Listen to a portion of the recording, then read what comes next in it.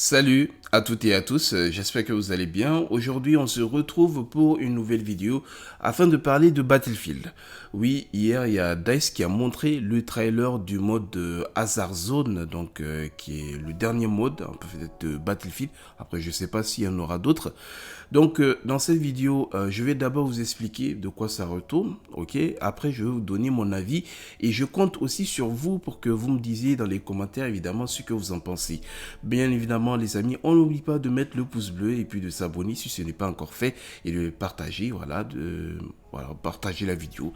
Donc, il me reste que 3 abonnés pour atteindre les 4000, donc je compte énormément sur vous. Alors, du coup, même s'il y a pas mal d'infos au niveau du site, on va pas tout faire, je vais faire juste un petit résumé. Alors, c'est quoi le mode Hazard Zone? Du coup, il y a une histoire en fait derrière, c'est que, on va dire sur la planète Terre, il y a eu un blackout et le blackout a causé la chute des satellites et justement en tombant au niveau de la Terre, donc le satellite s'est dispersé en plusieurs morceaux, donc il y a des projectiles et parmi ces projectiles là, il y a des capsules.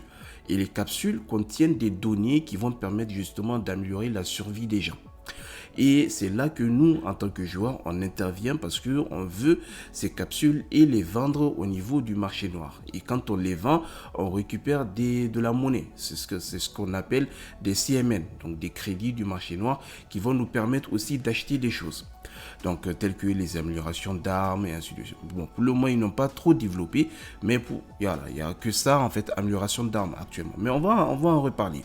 Donc, avant même de commencer la partie, on aura un briefing, par exemple là où on aura le plus de chances de trouver des données. Parce que bien évidemment, dans ce mode, le but justement, c'est de récupérer les données, ce n'est pas de faire des kills. Hein.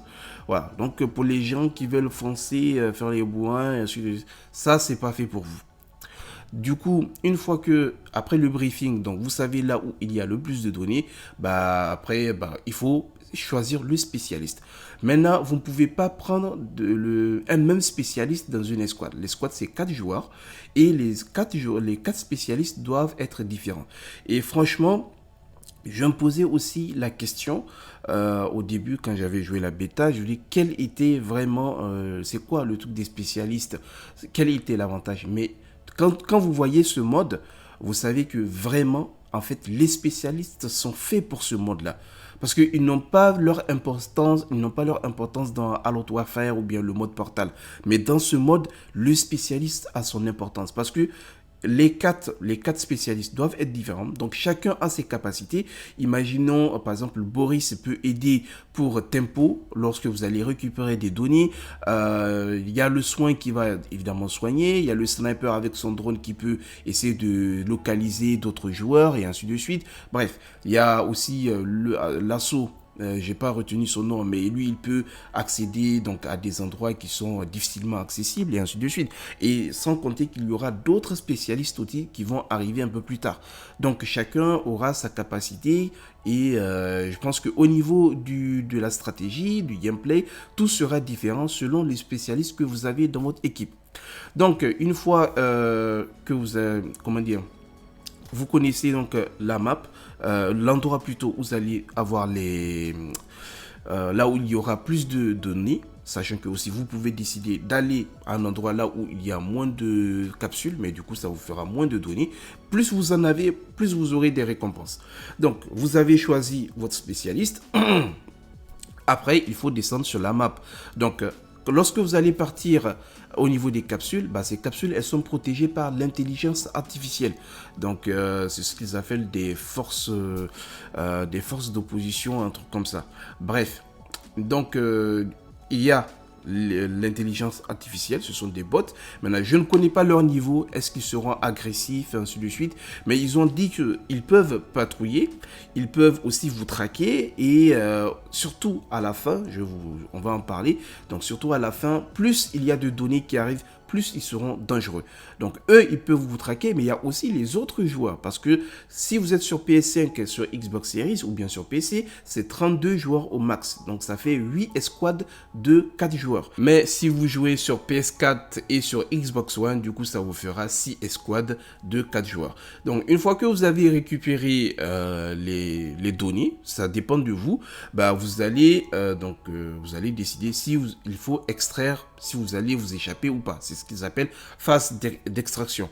Alors, au niveau de la partie, elle peut durer entre 5 et 20 minutes.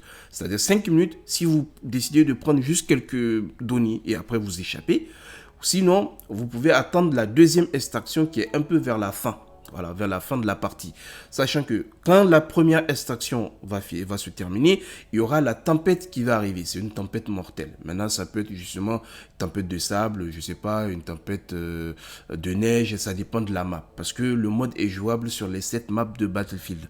Donc, après la première extraction, il y aura la tempête qui va arriver. Et plus on avance vers la deuxième extraction, évidemment, plus il y a de données. Et du coup, plus vous allez en récupérer, mais plus ça sera dangereux. Parce que l'intelligence artificielle sera agressive. Et il y a aussi les autres joueurs qui peuvent dire, ok, moi je vais attendre, comme ça j'aurai plus de données, ce qui va me donner plus de récompenses après. Donc comme je vous l'avais dit, les kills ne sont pas du tout importants. J'ai oublié aussi de préciser, il y a tellement d'infos, en fait, avant même aussi de partir, vous savez, au niveau des améliorations, donc vous pouvez améliorer vos équipements ou bien vous pouvez acheter des améliorations tactiques. Par exemple, les équipements, donc c'est les viseurs, le chargeur et ainsi de suite. Donc ça, vous pouvez améliorer votre arme, mais aussi vous pouvez en acheter. Par exemple, il parle de M5 dont les balles peuvent transpercer les véhicules ennemis. Donc, imaginons, il y a quelqu'un qui veut s'échapper.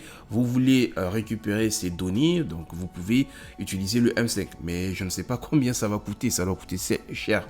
En plus, l'arme n'a pas de recul. Voilà, donc ça doit coûter une blinde cette arme. Puis, donc, les améliorations tactiques. Par exemple, vous pouvez transporter un gadget qui est lançable supplémentaire. Vous avez l'info de première main, une info qui va vous indiquer là où il y aura les données. Donc 30 secondes avant leur arrivée. Vous avez aussi l'assurance équipement qui va vous rembourser 25% de ce que vous allez dépenser au niveau des améliorations. Parce que si vous mourrez, vous perdez tout. Voilà. Et c'est là où ils disent aussi que chaque balle compte parce que vous n'aurez pas de munitions sur la map. Bah après, peut-être aussi vous récupérez les loots d'un joueur qui est mort. Mais sinon, non, il n'y aura pas de munitions que vous allez récupérer comme ça. Donc si vous utilisez toutes vos munitions, bah, c'est fini, c'est foutu. Ouais. Donc il ne faut pas avancer comme un bourrin, il ne faut pas foncer sinon vous allez vous faire défoncer.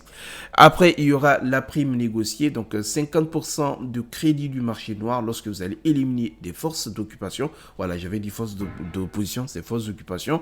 Donc et vous avez le dégainement rapide qui va vous permettre de changer d'arme rapidement.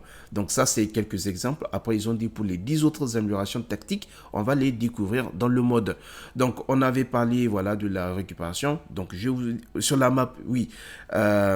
Il y a ce qu'ils appellent donc liaison de soutien.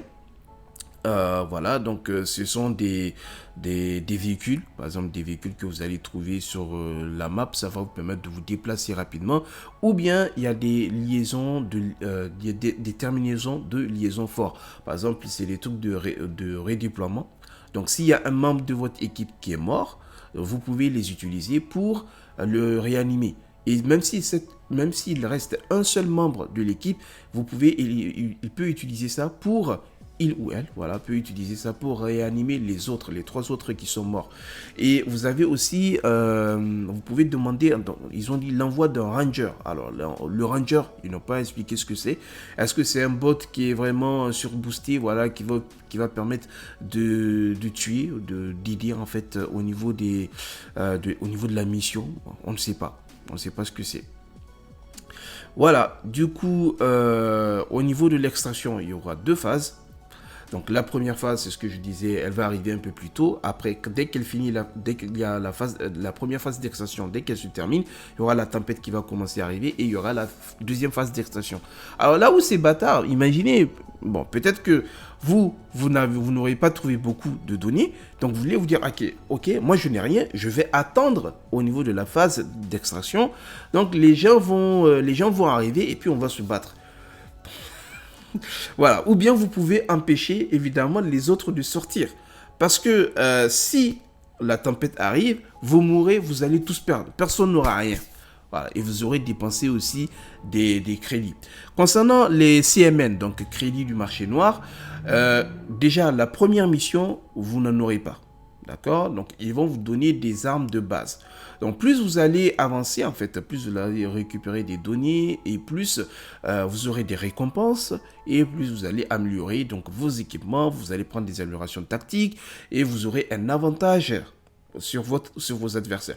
Parce que imaginez, fumigène vous mettez, donc du coup, vous allez perturber la vue, les gens ne vont pas voir. Cela va vous aider pour vous échapper. Donc, vraiment, ces gadgets-là, ils auront leur importance dans ce mode. Voilà. Maintenant, je pense qu'on a fait un peu le tour du mode. Voilà, donc insertion, du sens où on arrive, on localise les capsules. Après, on peut récupérer les données et après, on va s'échapper. Voilà. Ils ont mis un petit coin développeur que je trouve sympa. Donc, peut-être s'il y en a, il y a des questions qu'on peut se poser. Donc, je vous avais dit ça, le temps que déjà la partie va prendre, c'est entre 5 et 20 minutes. C'est à vous de voir. Donc, si vous allez prendre la fenêtre d'extraction ou pas. Maintenant, la différence entre les versions. Donc, 32 joueurs sur PS5, Xbox Series et PC. Et 24 joueurs pour Xbox One et PS4. Maintenant, combien y a-t-il de maps? Je vous avais dit ça aussi. C'est 7 maps. Donc, le mode, vous pouvez le jouer sur les 7 cartes de Battlefield. Alors, ils disent, puis jouer à Zone pour faire progresser mon personnage. Donc, c'est possible. Vous allez gagner de l'XP, donc qui va faire augmenter votre niveau global. Vous allez aussi des récompenses, des récompenses qui vont permettre d'améliorer vos armes. Maintenant, peut-il y avoir des spécialistes identiques? Ça aussi, j'en ai parlé. Non. Donc, chaque spécialiste doit être identique. Voilà comment l'XP est partagé. Voilà, tout le monde va recevoir de l'XP en fonction du nombre de total de lecture de données extraits. Et il y a aussi les bonus. Alors, les bonus de performance, c'est-à-dire les réanimations, les kills, les déploiements. Donc, si vous faites redéployer un membre de votre équipe, donc tout ça, ce sont des avantages. Ça me rappelle les trucs de Master Kill. Je pense que au niveau de Gotaga, ça peut être bien vraiment pour ce Master Kill. Après, il y a les forces d'occupation, est-ce qu'elles sont systématiquement présentes? Donc, ils ont dit la réaction est imprévisible. Donc, ils peuvent vous traquer, ils peuvent traquer, ils peuvent protéger des ressources importantes, ils peuvent aussi patrouiller. Donc, tout dépend de vous, comment vous allez réagir. Alors, qu'est-ce qui se passe quand je suis éliminé? Donc, vous allez être spectateur et puis, vous croisez les doigts, comme ils ont dit, pour qu'un des membres de votre équipe vous réanime. Voilà. Donc, il peut trouver un terminal sur la map qui peut l'aider à vous réanimer. Sinon, dès le début, même quand vous allez acheter les améliorations et ainsi de suite, vous pouvez acheter le terminal de liaison fort qui va vous permettre de réanimer votre coéquipier. Alors, est-ce qu'il est possible de se redéployer plusieurs fois sur la map? Ils ont dit que si toutefois votre escouade est mort, donc s'il reste un membre de l'équipe, il peut bien évidemment réanimer les gens.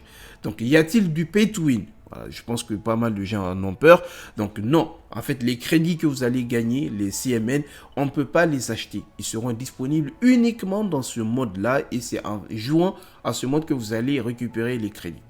Du coup, maintenant, donc vous avez vu un peu, voilà, c'est ça le mode. Donc maintenant, moi je vais vous dire ce que j'en pense.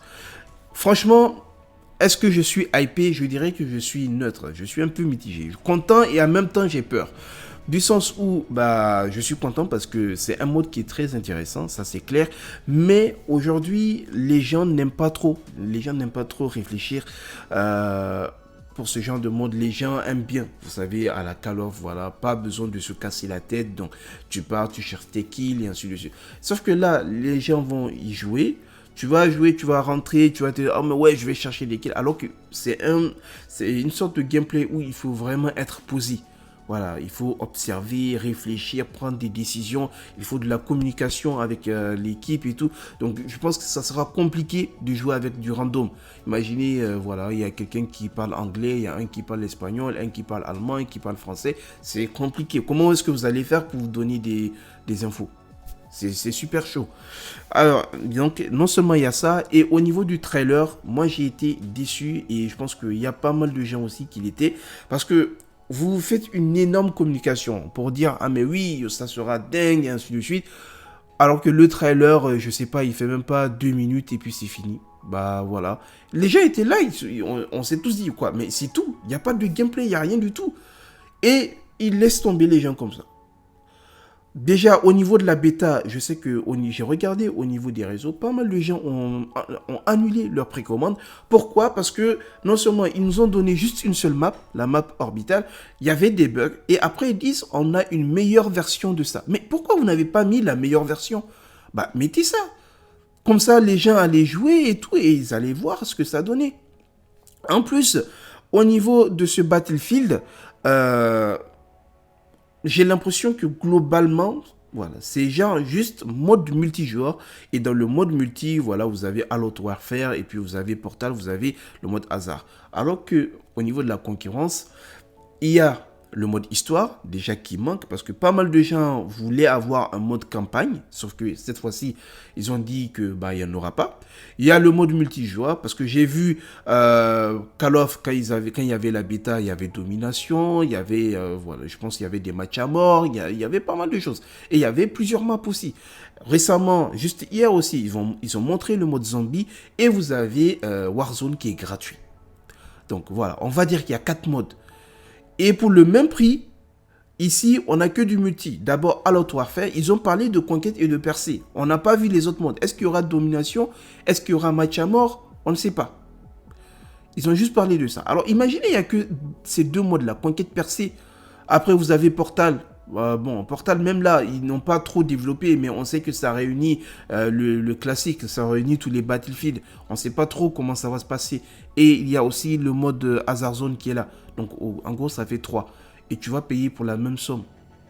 Donc, qui a le plus de contenu? C'est clair que actuellement, c'est voilà, c'est Call of. Voilà, Call of Duty, il y a plus de contenu là-bas.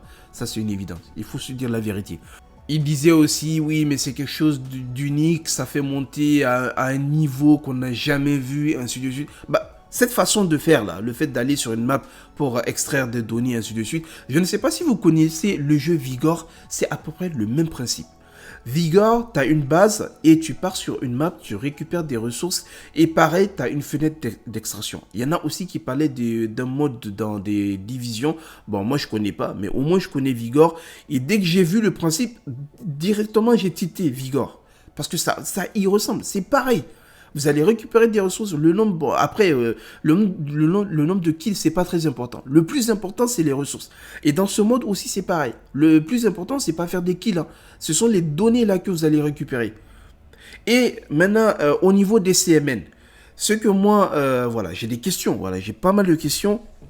Du coup, j'ai noté quelques-unes. Donc, ils mettent.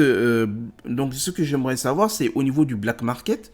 Est-ce que les CMN qu'on va avoir, quand il parle de marché noir, ça va juste nous permettre d'acheter des armes amélioration tactique qui sont uniquement dans ce mode, ou bien il y aura vraiment une section boutique marché noir. Est-ce que vous voyez? Donc, section boutique marché noir.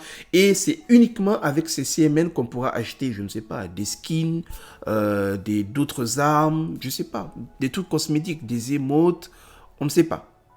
Voilà. Mais imaginez s'il n'y a pas de section boutique et que le but juste de ça, c'est avoir des CMN et qui vont vous permettre d'avoir des améliorations pour la prochaine partie.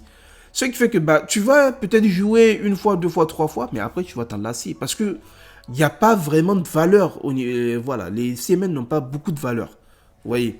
Donc ça, je ne sais pas ce que ça va donner. Après, donc oui, je me disais, est-ce que ça sera du moyen, du court terme ou bien du long terme? Parce que tout est basé sur les CMN et non sur les kills. Et voilà, comment se fera aussi le matchmaking? Donc, imaginons, il y a quelqu'un qui a joué, voilà, qui a eu quelques heures. Il a joué au mode de jeu, donc ça veut dire que si lui, il a des CMN et qu'il achète des améliorations, il aura un avantage par rapport à toi. Parce que toi, quand tu vas commencer, tu auras des armes, certes, tu as des fusils d'assaut, mais ce sont des armes qui n'ont aucune amélioration. Donc, évidemment, l'adversaire aura un avantage par rapport à toi. Est-ce qu'ils vont mettre les gens en fonction du nombre de crédits qu'ils ont gagnés? Est-ce que, voilà, du nombre de kills? Bah, de toute façon, tout compte fait, les kills ne sont pas trop importants. Du coup, est-ce qu'il y a un SBMM? Je ne sais pas comment ils vont le faire. Après, ils ont parlé de Ranger aussi. Les Rangers, ils n'en ont pas parlé. C'est quoi le Ranger? C'est un bot qui est voilà, surboosté, qui va vous aider. Est-ce qu'il va tirer sur l'équipe adverse? On ne sait pas. Et puis, est-ce que ça sera un mode compétitif? Ça pourrait être un mode compétitif, hein. Ouais, ça pourrait. Mais les gens aiment bien quand il y a de la méta. Vous voyez, à chaque fois, il y a de nouvelles armes, il y a des mises à jour. Ok, quelle est l'arme la plus puissante? Et ainsi de suite. Sauf qu'ici, vous n'en avez pas. Voilà. Il n'y a pas d'arme de truc le truc le plus puissant. Parce que tout compte fait, tu vas voir ça au niveau des améliorations, tu vas acheter. Et donc, ça te donne un avantage. Mais c'est juste qu'il faut savoir l'utiliser. Ils ont certes développé sur leur site, mais jusqu'à présent, il y a trop de questions. Il y a encore des choses qui sont floues. Il y a des choses qui ne sont pas très claires. Moi, j'aurais aimé quand même qu'ils présentent tous les modes. Après, ils font une petite bêta. Ça va permettre aux gens voilà, d'essayer les modes et de voir un peu ce que ça donne. Et ah oui, et ils disaient aussi, ça veut dire qu'eux-mêmes, ils ne sont pas sûrs. Ils ont dit que s'ils voient que ce mode n'attire pas grand monde, ou bien s'il n'a pas de succès, ils vont le rendre en BR classique. Battle Royale classique. Parce que oui, ça se sent, il y a du BR parce qu'il y a la tempête et ainsi de suite. Donc, c'est comme du BR sans être du BR. Voilà. Donc, eux-mêmes, ils ne sont pas sûrs. Et c'est sûr que vaut mieux le mettre en BR classique. Maintenant, le mode, le pire, c'est quoi? Ils vont faire comme Firestorm, j'imagine. Parce que si tu n'as pas acheté, tu ne pourras pas, avoir accès, tu ne pourras pas accéder à Warzone. Et imaginons qu'ils le rendent donc en BR classique, donc les gens doivent payer pour faire du Battle Royale. Sauf que s'ils l'écartent du Battle Royale, donc dans le jeu, il n'y aura que deux modes. Le All Out Warfare et puis le mode Portal Zone. Donc on va payer 80 € pour jouer à deux modes. Il y a quelque chose qui ne va pas. Franchement, dites-moi, en tout cas moi, dites-moi dans les commentaires ce que vous en pensez les amis. Est-ce que vous trouvez que vraiment ça vaut son argent? C'est à réfléchir, vraiment. Donc, et puis dites-moi, est-ce que parmi vous, il y en a qui ont précommandé ou bien il y en a qui attendent? Personnellement, depuis le premier, le Battlefield 1, je l'avais acheté. Donc j'avais vu ça avec Weistug, vraiment un passionné du jeu.